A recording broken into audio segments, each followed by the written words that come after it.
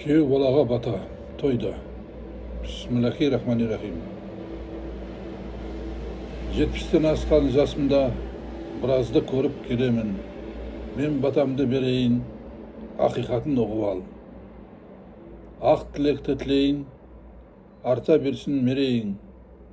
Арың болсын жолдасың, басыңа бұлт төнбесін.